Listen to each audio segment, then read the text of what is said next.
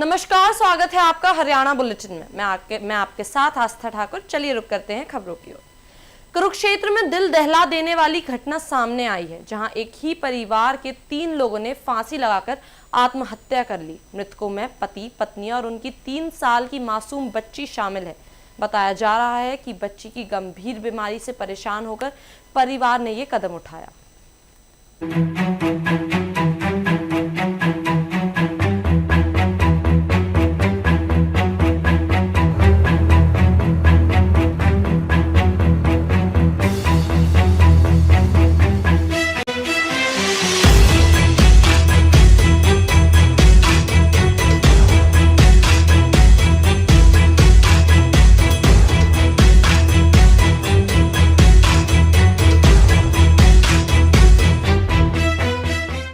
क्या घटना हुई है? वार्ड नंबर 20 में प्रेम नगर जो अमीन रोड के साथ लगता हुआ एरिया है, यह बड़ी दुखद घटना हुई है।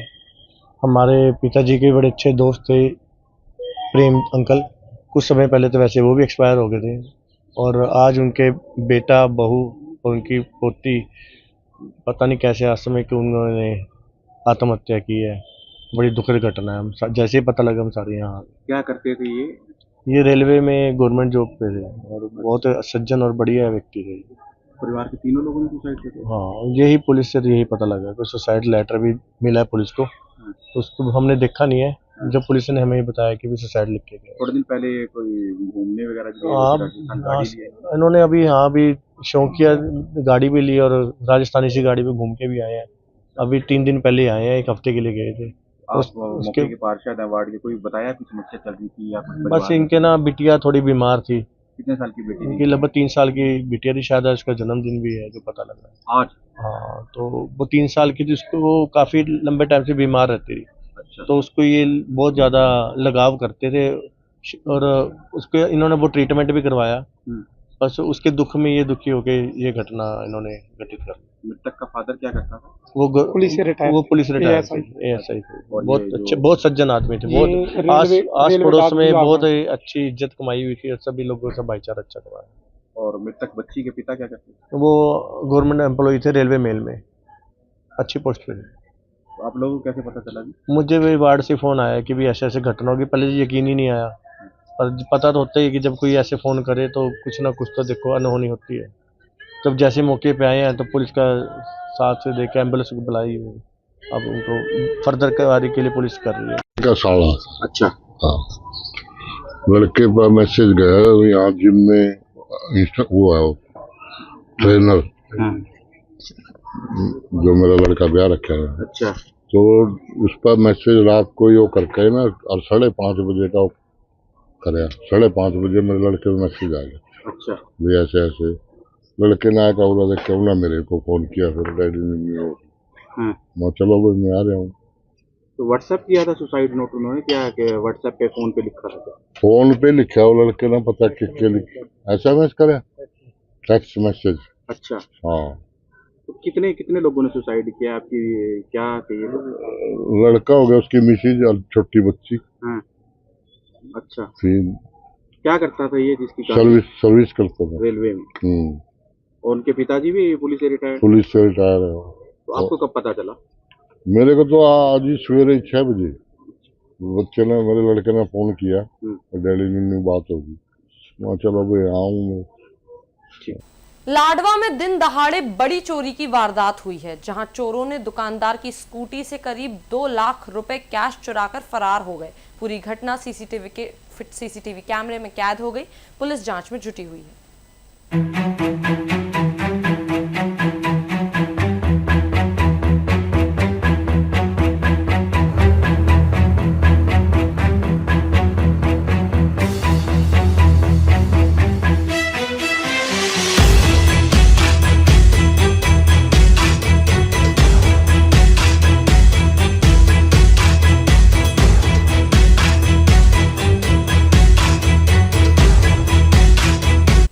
कुरुक्षेत्र में एंटी नारकोटिक सेल की बड़ी कार्रवाई में 60 किलो डोडो पोस्ट बरामद किया गया। जी हां, 2 आरोपियों को गिरफ्तार कर उनके खिलाफ मामला दर्ज किया गया है।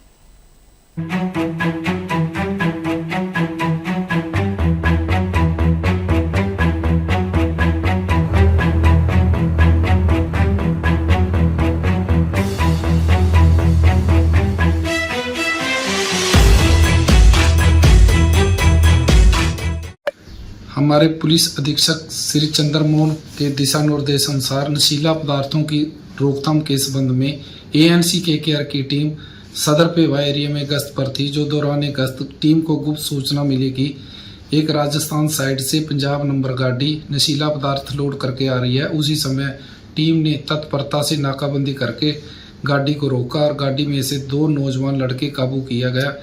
उसी समय मजिस्ट्रेट के सामने मौका पर गाड़ी की तलाशी ली। गाड़ी में से 60 किलो डोडा पोस्त बरामद हुए जो कमर्शियल क्वांटिटी में है। उसी समय सदर पेवा एरिया में दोनों आरोपियों के खिलाफ एनडीपीएस के तहत पर्चा दर्ज करके कार्रवाई अमल में लाई। कुरुक्षेत्र के सांवला पोलो ग्राउंड में रोमांचक मैच में कुरुक्षेत्र टीम ने कैथल को 9-7 से हराया। सांसद नवीन जिंदल ने युवकों को खेल के जरिए फिट रहने का संदेश दिया।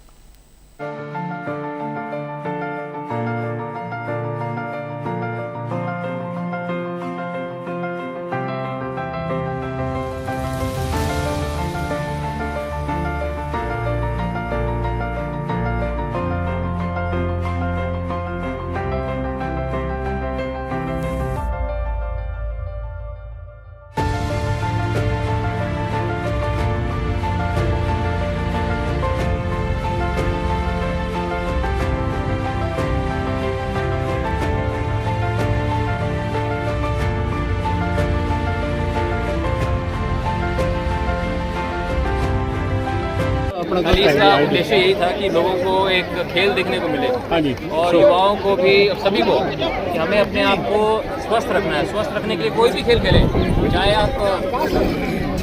आप बैडमिंटन खेलें, चाहे आप हॉकी खेलें, चाहे आप वॉलीबॉल खेलें। अगर कोई भी खेल खेलते हैं तो उससे हम शारीरिक रूप से हम फिट रहते हैं, तंदुरुस्त रहते हैं। और ये कहावत है कि स्वस्थ शरीर में ही स्वस्थ मस्तिष्क का निवास होता है। और अगर हम फिट रहेंगे तो हम यंग भी रहेंगे।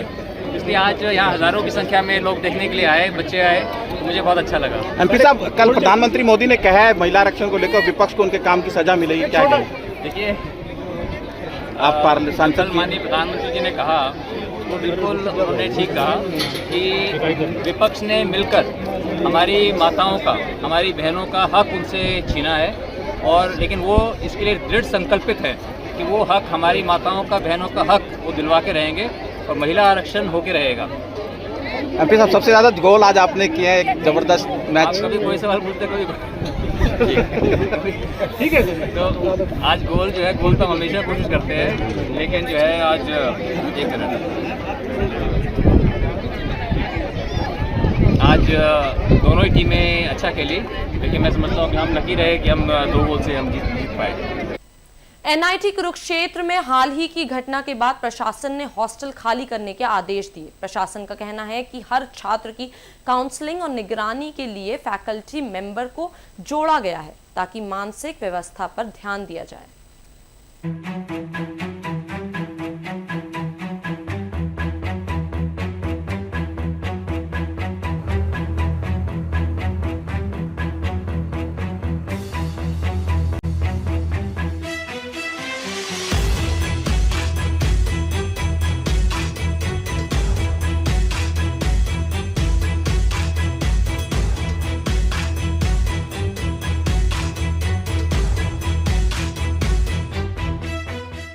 आजकल आप जानते हैं जो डिजिटल मीडिया में बच्चों का इमर्सन है ना, वो उनको लोनलीनेस की तरफ ले जा रहा है। और उनका जो संवाद है अपने पेरेंट्स से, अपने फ्रेंड्स से, अपने टीचर से, वो धीरे धीरे बहुत कम होता जा रहा है।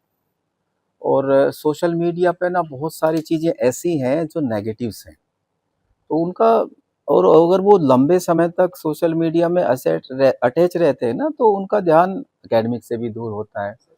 और जो एक मेंटल वेलबींग है ना, अगर वो बच्चा मान लीजिए कमरे से बाहर नहीं निकलता है कुछ समय तक, तो वो वीकनेस उसके अंदर आ जाती है।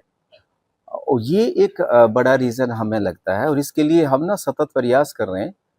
हमने पहला प्रयास ये किया था कि हर एक स्टूडेंट के साथ एक फैकल्टी को मैप करें और वो उससे बात करेगा, उसकी प्रॉब्लम अगर कोई है तो उसको समझने की कोशिश करेगा। अगर और भी कोई समस्या है तो वो हम सुलझाएंगे। उसके बाद हम कोशिश कर रहे हैं कि कई बार ना कुछ बच्चों का ऐसा भी नज़र आया है कि वो पेरेंट्स से काफ़ी कम बात होती है उनसे, तो वी आर ट्राइंग कि उनका पेरेंट्स के साथ भी संवाद बना रहे। तो ये मेजर्स हम ले रहे हैं कि हम हर एक बच्चे तक इंडिविजुअल, हमारे यहाँ 6000 बच्चे हैं, तो हमारी अब प्रयास है कि हम हर एक बच्चे तक पहुँचे और अगर उसकी कोई समस्या है तो हम उसका समाधान निकालेंगे। हम सामने आके बोल नहीं पा रहे क्योंकि हमारे नंबर्स वगैरह या हमारा करियर खराब करने की धमकियां दी जाती है प्रोफेसर की तरफ से, तो इस तरह की बातें बहुत सामने आ रही है। नहीं, बिल्कुल ऐसा नहीं है, हम तो ओपन है। मैं खुद पिछले 15-20 दिन से डेली हॉस्टल जाता हूँ और पता नहीं कितने सारे बच्चों से तो मैं खुद बात कर चुका हूँ। हमारी एक 3 लेवल की कमेटी बनी है। पहले हमारे वार्डन्स हैं जो डेली हॉस्टल जाते हैं, जो डेली बात करते हैं। दूसरे फिर हमने एक और कमेटी बनाई थी जिसको हम फैकल्टी कोऑर्डिनेटर या मेंटरशिप कहते हैं, जिसमें 20-25 बच्चे और वो उनसे डेली बात कर रहे हैं, फ़ोन पे भी कर रहे हैं। तीसरी एक और कमेटी बनाई हमने जिसमें 2 फैकल्टी मेंबर्स हैं हर एक हॉस्टल के लिए।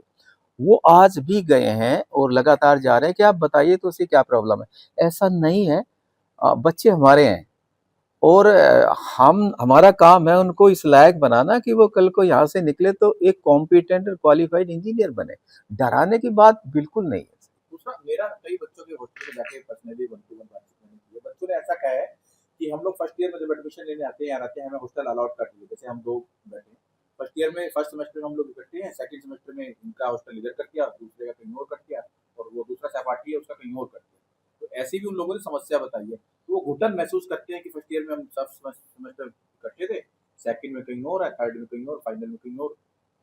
नहीं, हॉस्टल तो देखो ना, हमारे अलग-अलग तरीके के हॉस्टल हैं। जैसे फर्स्ट ईयर का हॉस्टल है, सेकंड ईयर का हॉस्टल है, थर्ड ईयर का हॉस्टल है। पहले जो बच्चा आता है फर्स्ट ईयर में उनको इकट्ठे रखते हैं। फिर इवन बच्चों की रिक्वायरमेंट होती है मैं सिंगल सीटर में रहूँगा, तो जो ऊपर है ना थर्ड ईयर फाइनल के, वो बच्चे सिंगल सीटर में जाते हैं। तो इसलिए शिफ्ट करना पड़ता है और उस शिफ्टिंग में कई बार ना बच्चा एक दूसरे से दूर हो जाता है। अदरवाइज ऐसा कोई मतलब लक्ष्य नहीं होता कि हम उन्हें दूर कर रहे हैं, बिल्कुल नहीं। जैसे कि आपके लगातार डायलॉग जो है वो आपके बच्चों से होता रहता है कमेटी के जरिए, कुछ इस तरह के इश्यूज जो है बच्चे क्या सामने रखते हैं कि जो उनको लग रहा हो कि ये टैकल होने चाहिए, क्या वो मेन इश्यू होंगे? अब उसके लिए क्या आपका? मुझे तो जो 4-5 इश्यूज लगे हैं, सबसे इम्पोर्टेंट जो इशू है ये डिजिटल मीडिया वाला है। हाँ, डिजिटल मीडिया वाला है। कुछ कार्ड्स वगैरह इशू हुए हैं जिसके हमने बहुत ही सीवियर एक्शन लिए हैं और इसमें तो हमारा एडमिनिस्ट्रेशन ने भी हमारी हेल्प करी है कि आप यहाँ किसी को कार्ड नहीं देंगे बच्चे को बिना हमारी वेरिफिकेशन के। तो वो एक रीज़न मुझे नज़र आया है और वो बंद कर दिए। हमने बहुत सख्त लेटर लिखा है और अब हमारे यहाँ किसी बच्चे को ये जो कार्ड बढ़ते हैं फ्री वो नहीं मिलेगा। इसके अलावा कुछ और हमारे पास 2-3 कारण और बताए आपने, कुछ और इशू तो वो क्या-क्या है? क्या कुछ और सामने है? मुझे तो सबसे इम्पोर्टेंट ये डिजिटल मीडिया वाला है, लोनलीनेस है। बच्चे थोड़ा सा विड्रॉल स्थिति में जाते हैं, कम्युनिकेशन कम होता है, तो उसके प्रति हम पूरे सजग हैं। हम 3 कमेटीज हैं हमारी। भिवानी में रेलवे लाइन के पास एक युवक का संदिग्ध हालत में शव मिलने से हड़कंप मच गया। पुलिस ने शव को पोस्टमार्टम के लिए भेजकर मामले की जांच शुरू कर दी है।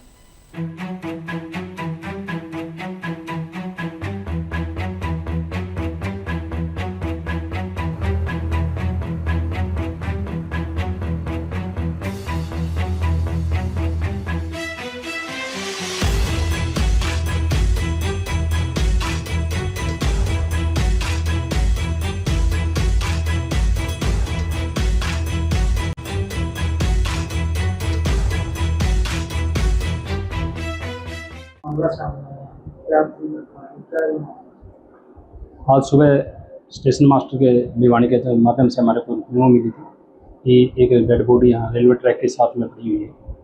जिस सूचना पे मौके पे स्टाफ को लेके गया था, वहाँ पर एक व्यक्ति की नेचुरल कुदरती तौर पे जैसे मौत लग रही है और उसके पास जब जामा तलाशी उसकी ली है, उसके अंदर से एक मोबाइल चार्जर है, एक पर्स है और डॉक्यूमेंट मिले। आधार कार्ड के मुताबिक इस लड़के का नाम सुरेंद्र सिंह, पिताजी का नाम जगत सिंह, छापड़ा झुंझुनू राजस्थान से बताया जा रहा है। परिवार वालों से संपर्क हो गया है। ये लड़का जो है यहाँ भिवानी में शादी में आया हुआ था, अपने साले की शादी है कल की डेट में से, और पिताजी ने कि अभी घर से उसके परिवार को लेकर चले हुए हैं और जैसे इनके बयान दर्ज होंगे वैसी कार्रवाई होगी। उम्र 39 है। पोस्टमार्टम के लिए उसमें डेड बॉडी को रखवाया हुआ है और बयान अंकित होने के बाद में जैसी कार्रवाई होगी पोस्टमार्टम उसी हिसाब से करवा देगा। चोट वगैरह कुछ नहीं है इसको, नेचुरल डेथ लगी है। ये तोसाम पुल है जो अपने रेलवे स्टेशन के साथ में लेफ्ट साइड में, इससे 200 मीटर लाइनों के साथ में खाली जमीन पे है। फिलहाल इस बुलेटिन में मेरे साथ इतना ही। ऐसी ही तमाम अपडेट्स के लिए बने रहिए लोकल 7 न्यूज़ के साथ।